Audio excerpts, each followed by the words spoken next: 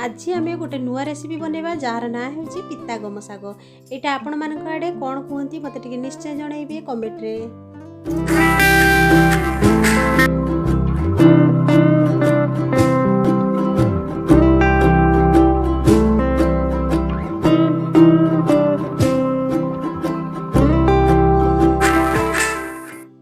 शागटा को आमर आम बिलर होता माने आम क्षेत्र होता है शागटा आम घर को लेकिन आसी मुझे बनई खाइबी। यहाँ खाइबा को बहुत ही बढ़िया लगे। ये शागटा किए किए जानते मत सियोर कमेंट रे जनइबे। देखो मुझे बाछी देकी पूरा भल भाव परिष्कार करके धोईकी रखीदे। चलतु आम रेसिपी स्टार्ट करवा। प्रथम आम कड़े बसैबा। मु तो जानते आपण मैंने जानते तो मुझे चुली रोसे करे आ चुली रोसे करने को बहुत पसंद करे। कड़े गरम कलापर ये गोटे बड़ चमच सोरिष तेल देदेली गोटे कंचा लगा देदेली तापरे गोटे बड़ साइज पियाज को एमती लंबा साइज करके काटिकी आम भाजी नवा। मन रखिए पियाजटा को भल से जमी आम गोल्डन कलर करके भाजती सेमती भाजबे टी दर सीझा करके भाजबे। आई सागरे पियाज को टी दर सीझा करके रखिले भल लगे रेसिपी खाइबा को। तापर देखंतु एठी हमर पियाज देखंतु केमती हेची एतिकी ही करिवे। देखंतु ए स्टेज रे ही आमे कोन करिबा एबे आलू आ बाईगण को काटिकी रखिथिले वर्तमान परिबा को देदेबा। देखो मुझे प्रथम बैगण देदेली। ये रेसिपी किए किए शिखी मत कमेंट रे जनइबे। जदि किए न शिखी निश्चय ये रेसिपी मोटू देखिकी बनइबे देखिए खाइबा को बहुत भल लगे। मोर तो बहुत पसंद। तापर गोटे टमाटो आम देदेले। देखो तुम जहाँ केमती कौन कर गोटे टमाटो को एमती काटिकी केमती देइछथि। टमाटो को आपन टिके चुन चुन करी काटिकी देदेबे। मु गोटे टमाटो को एमती पके देछि आ काहेकि से तो परिवार पूरा मेल्ट हो जिवो। बर्तमान ताको आम टिके छाड़ीदबा सिझेबा आम केमती छाड़ा तो हल्दी पाउडर दबा तापर लुण दबा तापर ताको आम परिबा को टिके सिझेबा छाड़ीबा ना। एबे हल्दी पाउडर देदेले लुण देदेले स्वाद अनुसार लुण देबे आ हल्दी पाउडर कौन करेंगे ना अध चमच देबे। बर्तमान ताको टिके आम एबे सिझेबा छाड़ीदबा घोड़ेबेनी देखिए सेमती आमर सिझीजिव मन को। एबे देखंतु आमर ताको टिके खेले खेले एमती भाजी देबे।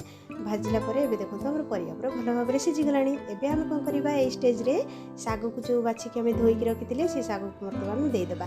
ये साग को आम आड़े कहते पिता गम शाग। आपण आड़े कौन कौन सब कहती किए भी कहती भीं पिता किए कहती पिता गम आपण आड़े कौन कहती मत निश्चय जनइबे।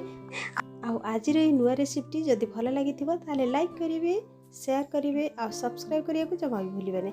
हाँ आपन की इच्छा आप जहाँ करेंगे आपन किंतु निश्चय यही रेसिपी देखिकी शिखिकी निश्चय घरे बनईकी किंतु आपण मैंने परिवार लोक खाइबा को देबे। तो ये स्टेज रे आम कौन करवा अल्प टिके लुण देते तापर आम शाग देले ना आ जी अमाउंट रे आम शाग देथिबा से अमाउंट रे देखिकी आम स्वाद अनुसार लुण देदेबा। तो ये आम देदेले देदेकी ताकू आउ टिके भाजी नबा। देखंतु बढ़िया सिझीगलाणी एबे भी शाग कहीं ये रेसिपी बहुत ही जल्दी हो जाए 5-10 मिनिट रे पूरा बढ़िया से हो शागटा जल्दी सिझी जाए। ये देखो मुझे खेले खेले केमती भाजी देउची तो भल भाव ये देखो शाग भजा हो गलानी। ये ऑलरेडी रेडी हो जाइए पिता गम शाग भजा। ये रेसिपी आपण मैंने भात संगे खाइले बहुत भल लगे। तो ये देखो आम शाग भजा हो गला।